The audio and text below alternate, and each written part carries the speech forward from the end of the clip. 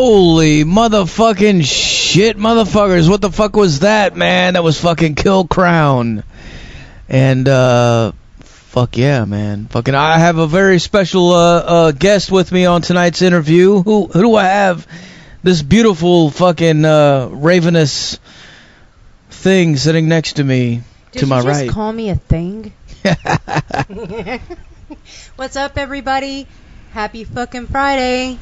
I'm just taking a break, getting ready for tomorrow's pop-up ticket event for Tennessee Metal Devastation Music Fest. Thought I would pop on here for a little bit, have some Southern Comfort and a few cigarettes, maybe a little Mary Jane, and say what's up. Hell yeah, that's what I'm fucking talking about. Well, let's call Steve up right the fuck now and see what the fuck is going on in his world, man. Let's do it.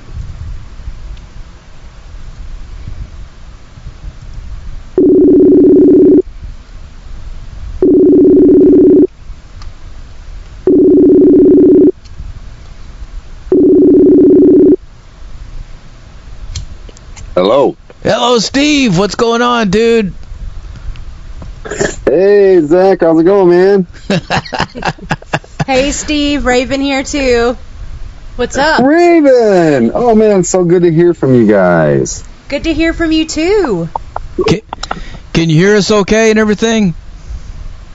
Yeah. It's a little bit choppy, but I think it's pretty good. All right, man. Are you on your phone? Do you have headphones on or anything, or? Nope, just on the phone. Gotcha. All right, well, we just got done blasting your fucking new track, Psycho, man. That fucking shit is fucking psycho, dude. What the fuck, man? Hell yeah, man. I'm glad you guys like it. I'm glad you like it. Hell yeah, dude. So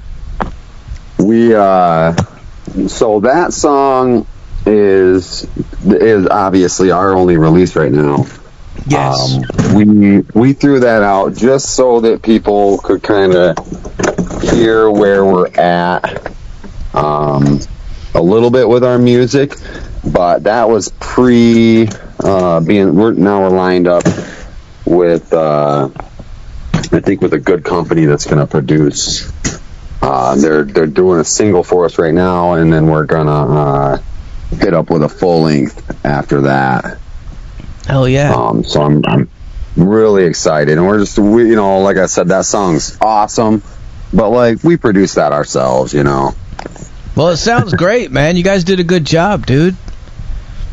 Well, hell yeah, thank you. I can't wait for you to hear what is in the works right now, though. That's gonna be nasty. Yeah, I can't forward to it. Yeah. Yeah. Well, I can't wait to hear what you guys sound like on stage live, dude. Absolutely. Yeah. Oh man, yeah. It's something else. Coming off of being a little bit more of a new metal band before. I think that's kind of defined our style a little bit, not to try to fall into categories necessarily, but the old band that we were in, me and my guitarist, was New Skin, and there was a lot of clean vocals in that too. Not a lot, but like kind of the choruses and stuff like that. So coming off of that and going into just basically strictly deathcore and death metal, I love it. I'm absolutely just in love with what we're doing. Well, we're super excited to have you guys come down to the Tennessee Metal Devastation Music Fest. We can't wait to hear you guys live. And, of course, we're an underground festival, so we are super excited for you guys to showcase what you do to West Tennessee. We're the only fest like this around in our region. We're small town Bible Belt. So a lot of people come out to this, and super excited for them to hear you guys. We love what you do, Steve. Oh, thank you so much, man. I appreciate that. I love what you guys do. I think that you guys are doing a fantastic job with that festival. I'm honored to be a part of it.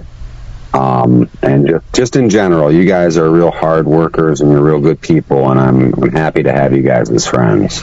Well, thank you so much. That means a lot to us. Michigan Metal Fest, Full Terror Assault, people like you have sort of paved the way, and so we have a lot of respect for you and what you do. And speaking of that, Michigan Metal Fest, that's coming up in 2 weeks? Yeah.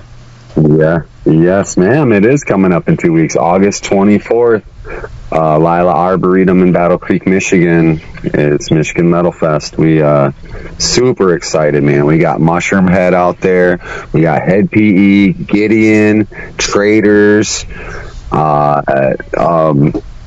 Oh God, there's so many great bands. I just want to list all of them at once, like make some kind of super band word out of all of it. But we got bands that are great. Like, of course you guys know because you've had them. You've had Casket Robbery. Yes. They're on the bill. We love Casket Robbery. Yes. Obviously not just as a band, but as the wonderful people that they are. Wonderful people. But the band, you know what I mean? God, we love the band. Yes, we do. So, we're having them out there. You guys are having Autumn Lies Buried. Yeah. That's another one we got on there, too. We're so excited about them. Those guys are going places, aren't they? They are, and, as a Tennessee-based fest, it means a lot to us to see Tennessee being represented, because so many people think of us as just country music or maybe Elvis or bluegrass. But there's a lot of really great fucking metal that comes out of here, and Autumn Lies Buried. Absolutely. Autumn Lies Buried is a great representation of that, so super stoked they're going to be there. Oh, yeah. And they're going to be here. Good God, man. I'll tell you what, man. I remember when they played last year, dude, I was standing on the side of the stage just looking out at the crowd from their point of view, watching the crowd, and they came on and they fucking just destroyed it, man. Like they just started jumping and fucking like the whole crowd was jumping, like it was the whole thing was moving like a fucking sea, and you could feel it, man. The power, and just they dropped those fucking low notes, man. The fucking bass fucking thing hit, and I was like, God damn, man. My favorite story about that is, because we are we're a small town fest, and so I run around all day long working my ass off, right? So I went up to relieve the ticket girl. And when I went up there and let her, go shop the vendors and whatnot, I was up there and there were about 5 or 6 cops that had shown up to kind of help protect the place. Autumn Lies Buried goes into this whole speech about, it was like fuck the police and shit. Yeah. All kinds of shit, and I'm looking over here side-eyeing the cops, and I'm like, they are fixing to shut us the fuck down. The cops all were like just being very stoic and looking ahead, and I'm up here like, just freaking out, and then everybody's quiet and they're listening to this, and you can feel the tension, and all of a sudden they let their shit go, and that place fucking erupted. It was insane, and that, of course, is why they are our headliner this year. Super stoked to have them, and I'm so excited they're going to be in Michigan representing our state. Hell yeah! Absolutely, man. Absolutely. I love that same thing about it. Being able to go back and forth and represent from these different areas and support from different areas too. It's really important to me to spread that support to as many areas and teams as possible, because we all, when we do this together, you guys already know, it makes everything so much better, so much greater and more grand for everyone if we just help each other through these things and make these things better by representing correctly and sending representatives to these different places, and we got some committee members coming down too to represent for Michigan Metal Fest. Since we're a sponsor of the event, we want to send a team down as well, just to kind of rub elbows a little bit and hang out with you guys. We can't wait. Check out the joint. I really like your guys' festival structure. Thank you. If you ask me a serious question, and it was phrased in a way that made me have an answer that said I feel like mine is too complicated, I would say that. Well, you do. So I'll back it up for a second. Like, our first year, we built this company behind the scenes without anybody knowing. And there was a need for this type of thing here, but we kind of didn't know it, but we kind of did, but we didn't know how big it was going to be necessarily. But then when we made the announcement that we were gonna make this metal festival, but when we made the announcement, it was official. It was like, there's the Facebook page, here's a group to join, there's the actual event page, there's these bands that are playing, we had all this information right off the rip, and there was like tons of tickets that sold to this thing and tons of people that joined the event page and all that stuff right off the bat. It was before we ever had a headliner. We actually didn't lock in our headliner for the first year until 3 weeks before the show. Oh, wow. It was so scary. That is scary. You know, it ended up being a Devil Driver, and it was a tour that they were on with 36 Crazy Fists. Hell yeah. Hell yeah. So, you know, it was amazing, but like the point of it is like, if we never would have even said that we were getting you know, this level of a headliner, we never would have had to, I don't really think. Right. Because you guys are doing a great job without having to bring in Jesus. If that makes sense. Dude. And then, like, with the utmost, like, admiration and respect, like, I think that you guys are doing a wonderful fucking job. Thank you. Having that festival, having it be noticed, you know, and just spreading that love with it as well, man. You guys are doing all the things. You're checking all the boxes. Well, it's not easy at all, you know, like, for Steve, for people, it's hard. Yeah, for people like us and like how you do it, and, you know, in our spectrum of things, you know, because we're not fucking Vakken or anything, you know, this isn't tiny. Woodstock, but like we don't have $1 million fucking dollar corporations coming down and supporting it and helping out. It's all DIY, you know, like every bit of it. You're sort of at the fucking mercy of, you know, like what the fuck is gonna happen, you know, like I don't know, you know, it's scary. It's definitely difficult, man. You know, and we're just a husband and wife team. Like, we do all of this on our own with like maybe 2 or 3 volunteers. We have a security volunteer that pulls some people in to help with that, and we have a ticket girl. And other than that, we have Carl. I can't leave Carl Webb out, because Carl is one of our dearest friends, and he steps up to help us with anything and everything behind the scenes. We've got Carl right now building a small little walkout from our stage. Yeah. Carl's the best. Cool. We love Carl, and he's amazing to us. But honestly, and it was probably like this for you when you started too, Steve. I know you guys have grown exponentially, and I'm sure probably in Michigan y'all have a much... probably a bigger metal scene than here in Tennessee. I don't know. I'm guessing. I don't know. I don't know. I don't know. Yeah, it's hard to say. I mean, and it fluctuates too, you know. Of course, yeah. But it is a good one. Like, what's weird about our area is, you know, you said you guys have all these other genres, and that's very prevalent. Everybody knows Tennessee, like you said. They think country. Yeah. It's regional, you know. People don't think anything about music when they think Michigan necessarily, but you come up here into the scene. Eminem and Kid Rock. You think Eminem, that's cool. That's cool. But you come up here in the actual scene, and it is just metal bands. Hell yeah. Like, there's no rock, like, events really all that much. There's the bigger ones, you know, the big shows that come around. People will go to the big rock shows, but there's not like local different genres very often. It's a lot of metal that runs most of the scene. So when I tried to throw a rock show a couple months ago, and that was the lowest attendance show I've had in a long time. It's a gamble, isn't it, Steve? Every time. Yeah, you know, people just, and I think at this point too, people just kind of know me as the metal guy, and they're watching for the good metal shows. And you know, if I did rock shows all the time and shared a bunch of rock music and talked about it like I do with metal, then, you know, maybe I'd get some passionate driven sales out of that. But until then, you know, I always tell people this.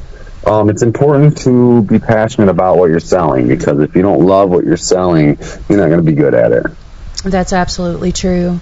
And I think it's really cool to talk to you because, so many people don't understand what it takes to do a festival, and how much risk is involved, how much money, how much work, how scary how fucking scary it is until you're on that field the day of the show and you see the people out there and then you can fucking exhale.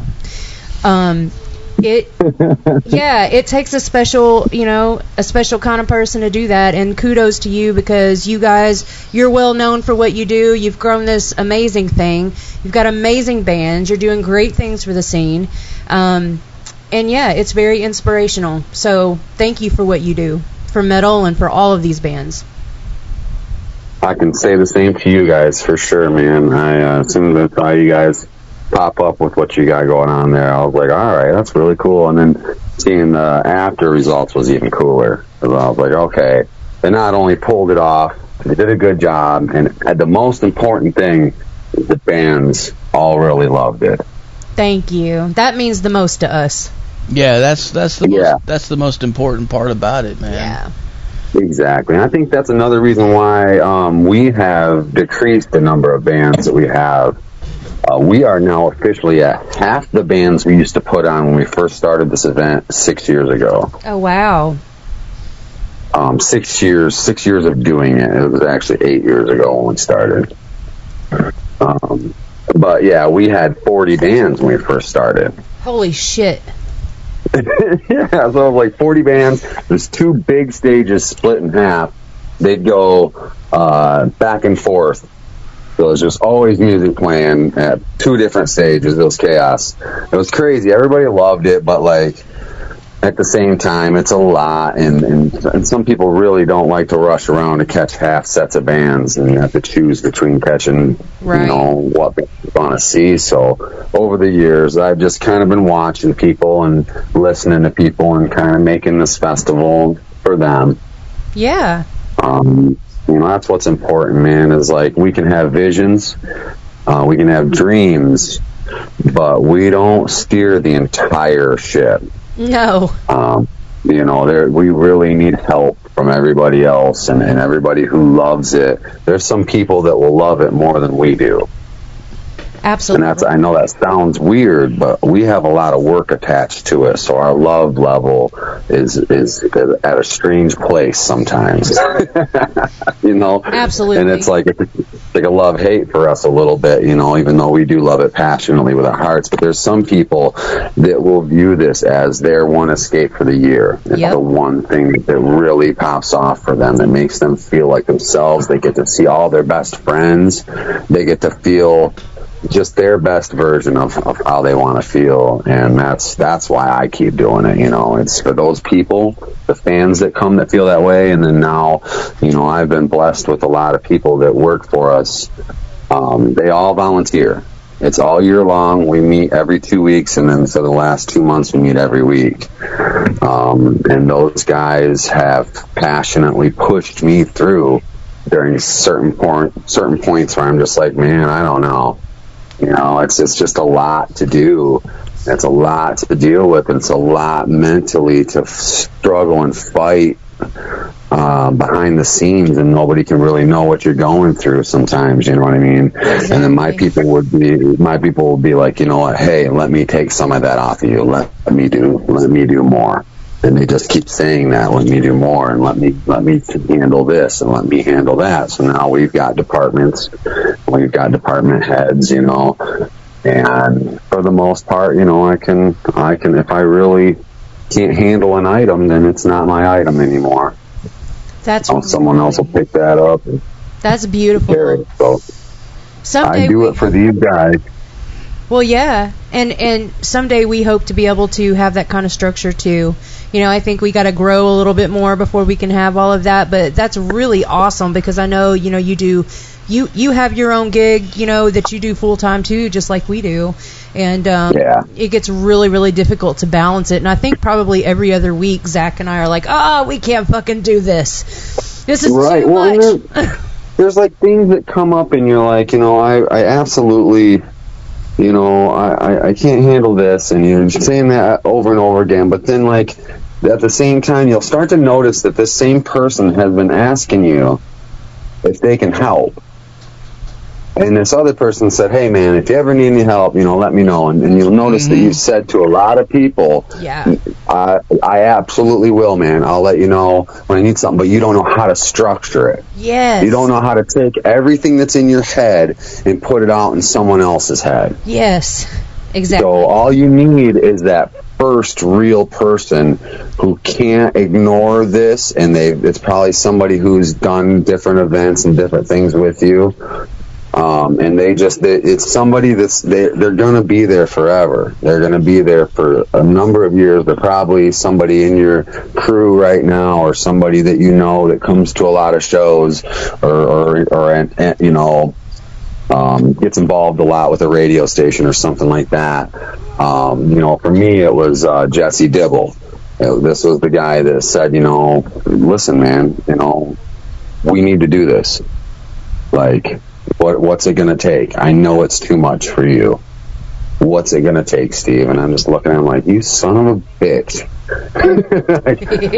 I didn't want to feel this inspirational right now. I really just wanted to throw it in the dirt, you know, a few years back. This was like 5 years ago. I was after a really hard year. I'm like, Jesse, I just don't know if it's worth it, man. He's like, Steve, just tell me what I can do to make this thing work for you. Just having one person be like that started to, you know, and then I said, hey, how about you handle our sponsorships? You know, you shop around for them, start cold calling some companies, and then when we get sponsors, you be the guy that makes sure that they get their sponsor fulfillment, you know, and they get their banners and they get whatever we promise them. And just kind of keep track of that for me, because, you know, it's just a whole other beast, you know, on top of the volunteer coordinator. You know, we've had one of those for years. We've had to, like, appoint that to people for years, you know, but now we've got a committee member who's passionate about it. That's awesome. You know, and he's all about that, making sure that everybody's got their spot, and we're working on repeat volunteers for each year too, so that we're not really kind of looking very much. We don't really look for volunteers, but we have to screen through them and place them when they're new. So, like, you know, it's kind of the kind of thing where you don't even got to talk about it each year. You just kind of got your volunteers. You know, we're hoping to get to that point. Right. But yeah, everybody's got their own thing that they do, and it happened slow. It took me probably 4 years to start really letting people into my head. I just didn't really know how to get outside of the pencil board. You know, like, I had these scratch tracks up in my head. I knew exactly how the whole soundtrack went. Right. You know what I mean? But I'm just trying to imagine someone else doing that whole part of the job for me. It was really hard. It's very difficult. For a while, and, you know, until somebody made me. That's really what it took. Yeah, I have no idea how to delegate. Like, I'm the worst at delegating. I have to have, you know, because I want my flyers a certain way. I want the band set up a certain way. I want, you know, all of these things done a certain way, and I'm a control freak about that. So how do you delegate? Yeah. How do you delegate? And that, you know, I did hire someone this year that's because I've been having some health issues. And so I thought, well, I'm not going to run around for 20 hours this year. I'm going to hire somebody, and I'm going to have her come over, and I'm going to show her what I want her to do, you know, with, I don't know how that's going to go, but we're going to try it. We're going to try delegating. Yeah, absolutely. You know, another thing that really helped me, you know, is I ended up with all the things that I do between the landscape company, Michigan Metal Fest, and Killcrown. I ended up last year hiring a personal assistant. She's become a fucking champion. That's Ashley. We call her Carol, lovingly. That's her office name. But she helps organize a lot of this stuff, and she's learning how to be me, essentially, in all aspects. Like, she's just kind of mirroring me, you know, through a lot of this stuff and seeing what I do, and then she's able to make all my orders, set up all my appointments, not all, but, you know, take a lot of that off of me, so that I can take more time training other people too. Yeah. So man. it's like it's kind of a slow progression.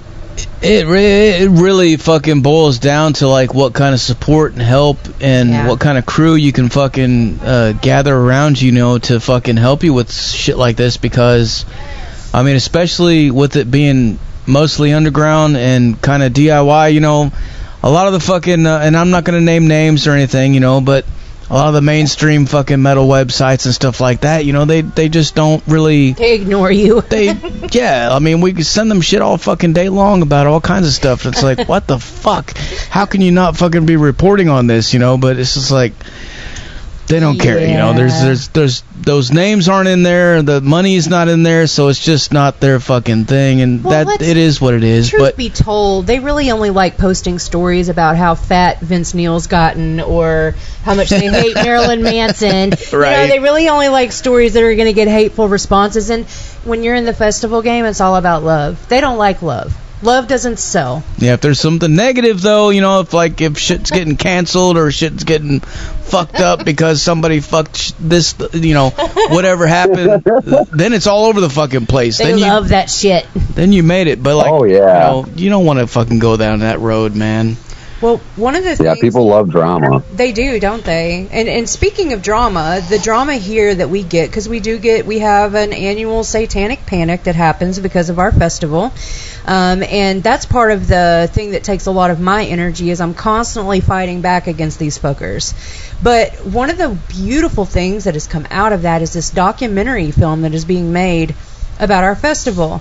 And I'm super excited, Steve, that you and Killcrown are going to be here to perform, and you guys are going to be a part of this documentary. Beautiful. Yeah, it's called Death Reigns. Yeah. And it's being done by a local filmmaker. He's won awards for doing other documentaries, but is basically going to be, he's been interviewing us. He's been interviewing, a lot of the bands that have played, the bands that are going to play, and you guys will be here, and they're going to be documenting all of it. And I'm really excited, and think it's super cool that Killcrown and Steve from Michigan Metal Fest, that you guys are going to get to be a part of this documentary. So super stoked for that. Awesome, man. I'm excited too. That actually sounds really cool. Yeah. Hell yeah, dude. I wanted to ask you, man, what the fuck happened to your hand last week, dude? Oh, no. Tell us about that shit, man. What happened, dude? Yeah, the hand. So, I'm a landscaper, so I build, a lot of boulder walls and stuff like that, and steps, a lot of heavy stuff we deal with, so... It was a long time coming, man. I haven't really ruined any part of my body ever. So this 3-foot boulder dropped 3 foot onto another boulder, and my hand was between it. No, that's metal as fuck, but also that sucks. Yeah, it gave me permanent horns for a week. It was awesome. So it crushed the bone, so about an inch of each finger. It crushed the bone, and it severed most of the finger. Fuck. So they sewed them back on, and I went in for a checkup yesterday, and I was a little bummed out because my middle finger was healing well, and then the ring finger looked black at the tip. I was like, my fingy, dude. No. Did they give you good drugs at least? So while I was in there, yeah, and then they gave me drugs for after, but I don't know, man. I just really like smoking weed, and Motrin is doing it for me, so I haven't really taken what they gave me afterwards. But the drugs they gave me while I was in there were fucking awesome. Hell yeah. But yeah, so they're like, we can't believe you didn't pass out. I was like, I think I'm too stupid to pass out. And then they're like, what happened? I was like, oh, well, I was biting my fingernails. And then I got really fucking carried away. I got really aggressive. Dude, that sounds so painful, though. But I did change my bandages today, guys, and I think that I was seeing some color presenting itself in old Ringy Fingy. Well, that's cool. Well, that's amazing. I mean, I'm not going to lie, some Black Rotten Fingers is metal, but we want you to have all of your, faculties about you. So. Oh, yeah, and they wouldn't let me keep the black finger, otherwise, yeah. But no, they'd have to chop it off. Oh, no. No. Yeah, so you'd have, permanent finger... horns, right? You'd be like... Yeah. Well, the middle finger's going to make it. The middle finger's doing it. It's doing its job. I can feel it really well. You got to have the ring finger. Yeah, the ring finger was you clean it up. You can't really feel anything. Man, Steve, that is hardcore. Well, sending healing vibes and good juju that your fingers survive. That is a hell of a thing to go through just a couple of weeks before your fest. But thankfully, you've got all kinds of people there that are supportive and sending amazing vibes, that your fest is as amazing as it always is. It's going to be awesome. You have an incredible lineup. Super stoked for that. But just to get back to Killcrown for a minute. Yeah. Tell us about Killcrown, man. How did you guys get that whole thing started, and what's the story behind that? Oh yeah. Well, I mentioned briefly earlier that my guitarist and myself are from an old band that we used to be in called New Skin. So when we took a 4-year hiatus, we actually didn't think we were going to play music together again. We kind of just stopped. It was 2019. It was before, the pandemic. So we quit before it was cool to quit. You know what I mean? Fucking pioneers, dude. You are. I was about to say that. Pioneers. Oh, fuck everybody else. They're fucking poser-ass shit. Some fucking pandemic. We quit because we're losers, like fucking men. So we quit that band. No, it was a really good band, man. Don't get me wrong. We did cool shit in that band. We covered a Eazy-E song as a metal song. Hell yeah. It was fucking dope, man. It was really fucking cool. It was a good band, but we lost. We had 2 singers, and it was me and then this other guy who did clean vocals, and he did heavy accents with me. He was a really good vocalist.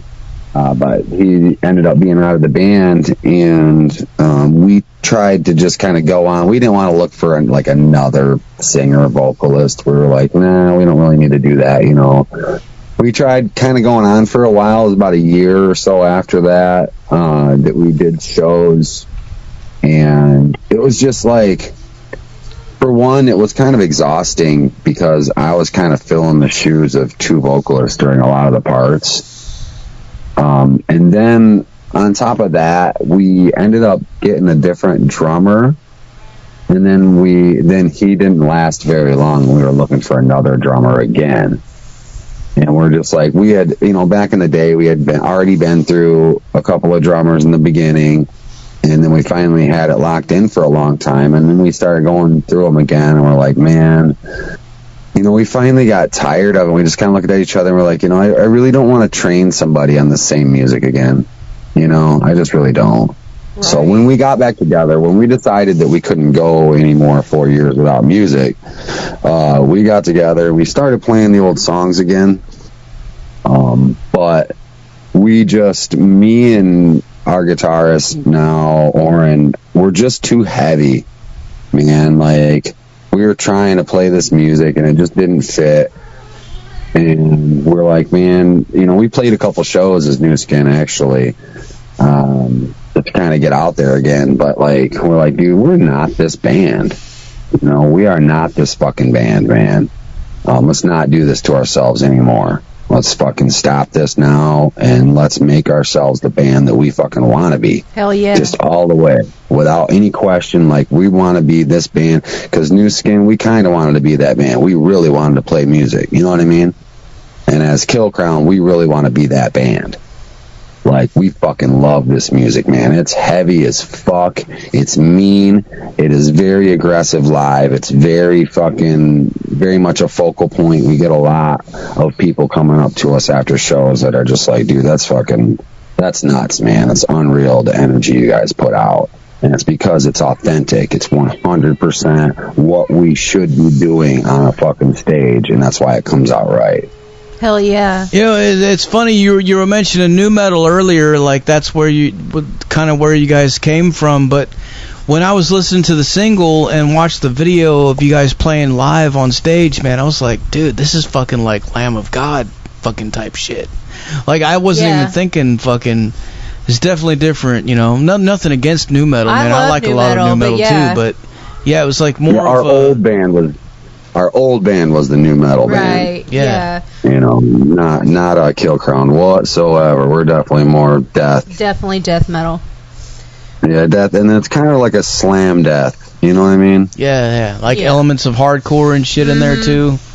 Fuck yeah, especially our new stuff, dude. When you guys hear our new stuff, you're gonna shit. Like, honestly, Zach, when I send you the song we're fucking putting together right now called Death, you're gonna fucking love that shit, dude. We can't wait. Yeah, it's got every line in that song, you just go, oh shit, dude. Hell yeah. Like every fucking single line in that song is just a fucking ripper. It's just ripping people apart. We got done writing it. My guitarist looked over at me. He goes, you can kick 10 more people's asses now just for making this song. He's like, and he's a big dude. He's like, I'm kind of afraid to fuck with you now.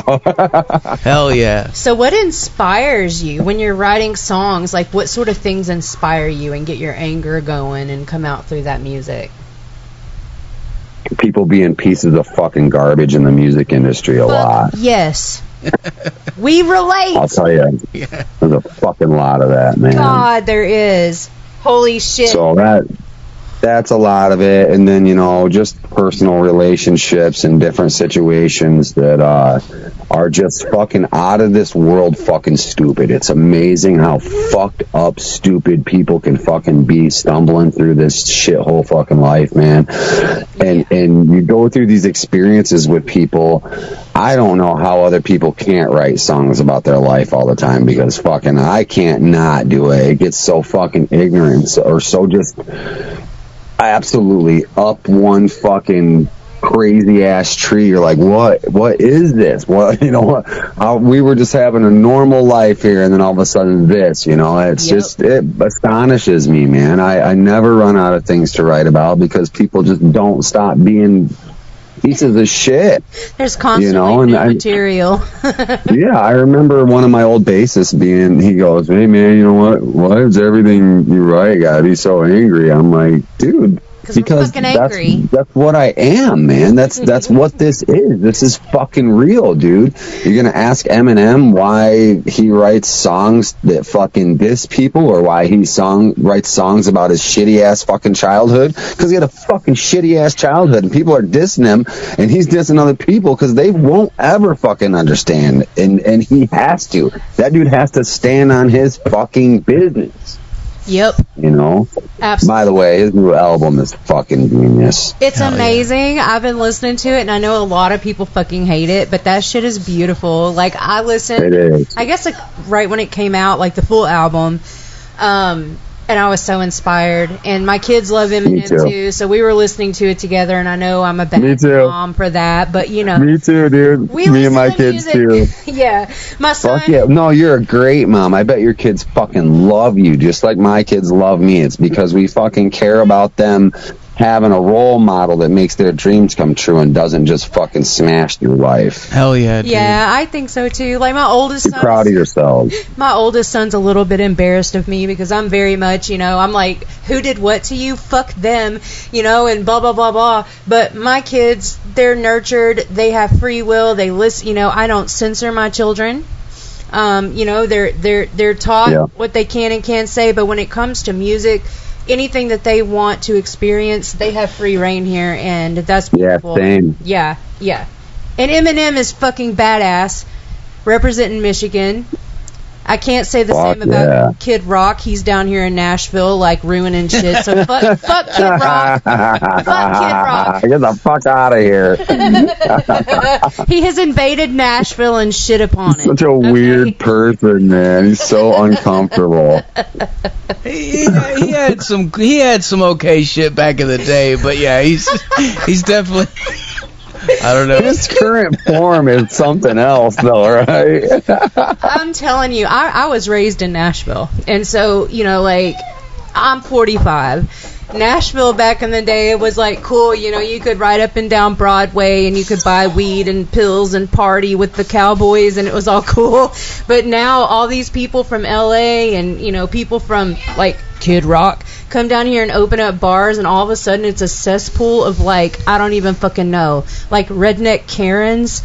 And oh god, yeah, they're like puking and falling in the streets and they've invaded our beautiful city. And so yeah, I won't ever go back to Nashville. One really cool thing, and I don't know if you're really cool into rockabilly or not, Steve, but we are here in Jackson. We are the rockabilly capital of the world. We actually, before the gentleman died, I used to work for him. We are the home of the International Rockabilly Hall of Fame, and we have the festival here. Yeah, and Carl Perkins, the guy that did Blue Suede Shoes, he's buried here. So if you do get here a little bit early, I'd love to show you around. Because we're known for that shit. Yeah. Yeah. Dude, definitely. I will definitely take you up on that. I'm going to get there a little bit early. I got hotels. I'm still trying to figure out what we're doing for coming down there because we're not a regular touring band, Right, yeah.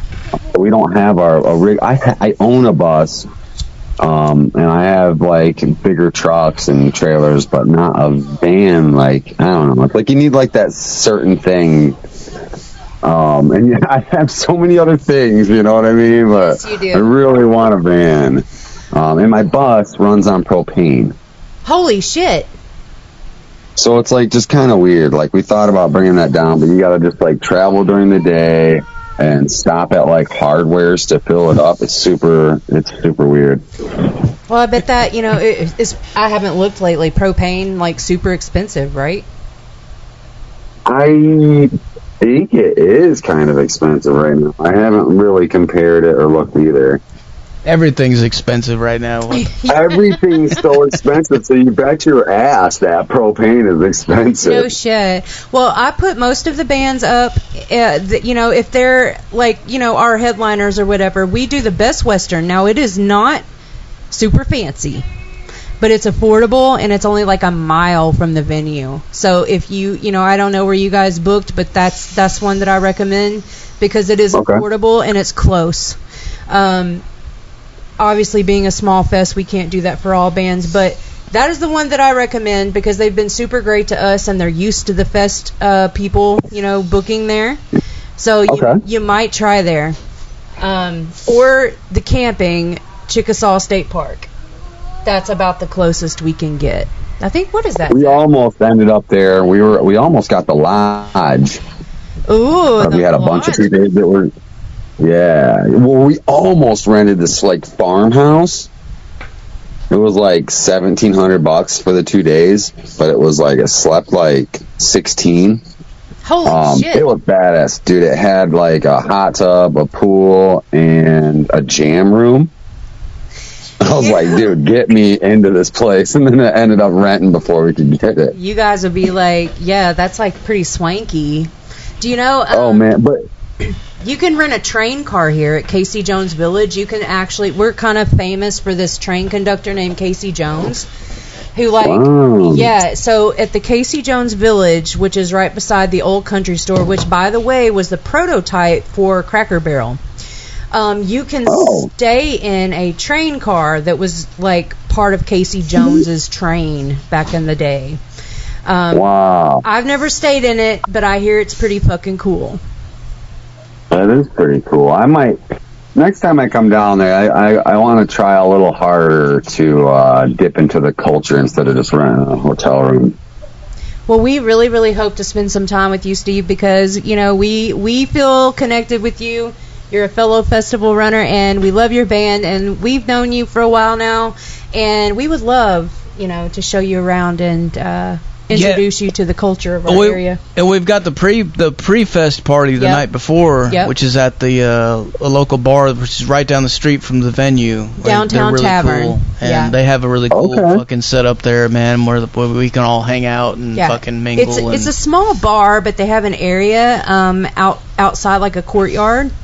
And we all hung out there last year at our pre-fest bash. It was great. There's a local cover band here that does really cool songs, and we had an awesome time. So if you guys do get into town on Friday night, we would love for you guys to join us for that.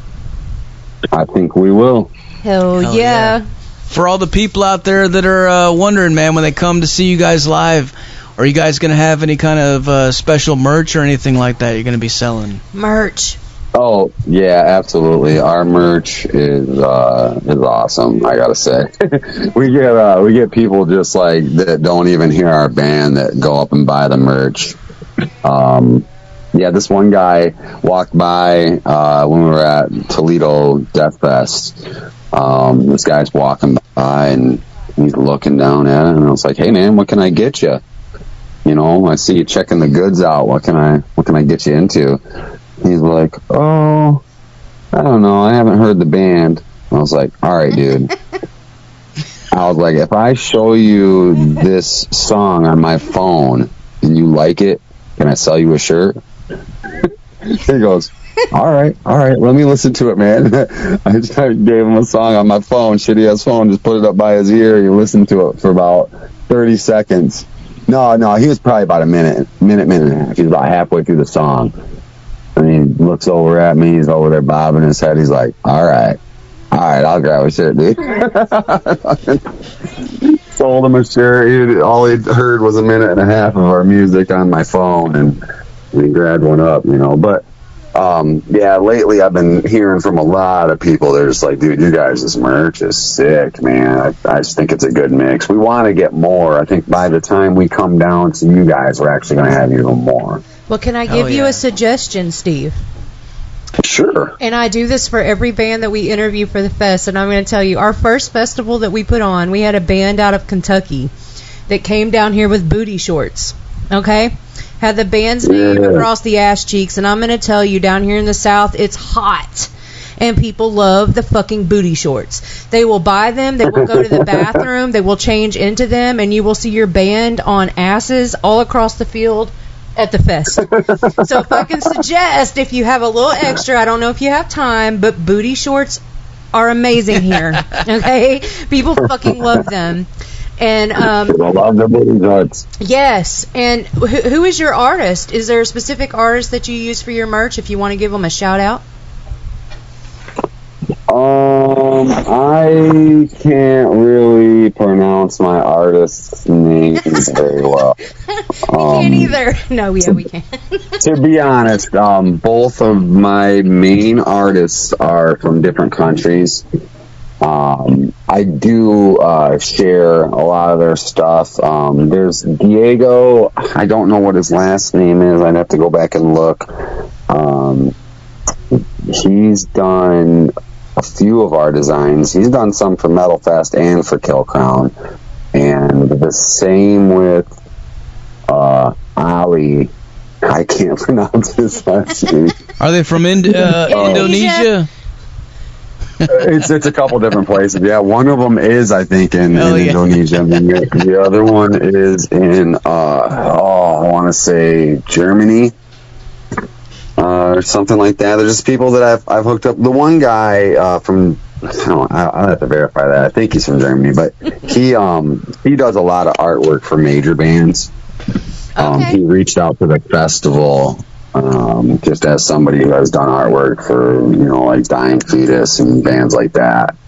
And we saw his work and we're like, damn, dude, I actually used it for my band first. He sent it out for the festival. I was like, I like your work. How about we bypass the fest right now and I get one of these shirts for my band, because that fits perfect. Hell yeah. So one of our shirts that's called the Headache design it's beautiful. It's like the top of this head is being peeled off and there's a serpent going through it. But the coloring in it is just amazing. And then we had Dirtbag Clothing print them. Fuck yeah. And John does a fantastic job, and he's a great guy to work with, man. If you guys can do any work with Dirtbag Clothing, I highly recommend it. So he printed those ones, and they got like almost a glow, like a shimmery to the gold that's in the picture. Those shirts just pop off the page. And then And then My Merch Guy. I don't know if you guys have heard of him. Yes. At the company My Merch Guy. Yep. So he's done a couple of our designs as well. And he prints a lot of our stuff for us. So basically, all of our shirts and stuff get printed through either My Merch Guy or Dirtbag Clothing. Well, I haven't put out my order for merch yet. You know, I usually do that around this time of year. But in previous years, we used death style art out of Indonesia. But this year, we used John Sorrell of Morgrot Magazine and Morgrot Records. He is out of Memphis, Tennessee. He did our little Gothic Moth, which is our theme. Yeah. Our theme this year, because the guy that wrote the Hannibal Lecter series is from Jackson. So he's awesome. I'm not quite sure. I've used the same guy for printing both years in a row, but I might look into My Merch Guy. I've heard amazing things, not just from you, but from, you know, the bands. A lot of the bands use him. So yes, absolutely. Especially his one colors. You won't find a better price. And the other thing about Andy is he will answer you immediately and get you a quote quicker than anybody. We'll like he doesn't mess around. I love it. I will reach out to him this time because, like I said, I haven't placed my order yet. So maybe I will look into that. But I love like you what tell I've him seen. I sent you. You tell him I sent you, and it'll probably make him laugh because he gets a stupid amount of business from me. I'm so superliminal about telling people to shop through him. But you know, that's what we do in the metal scene that I think is so beautiful, is that we connect and we refer and we promote, and it's just such a family. It is. It's really difficult, like here in the Bible Belt, to tell people, you know, you don't understand. This is a beautiful family thing. The metal scene, we support each other, and that's what makes it wonderful. So I'm going to reach out to My Merch Guy. I definitely will. Yeah. This week.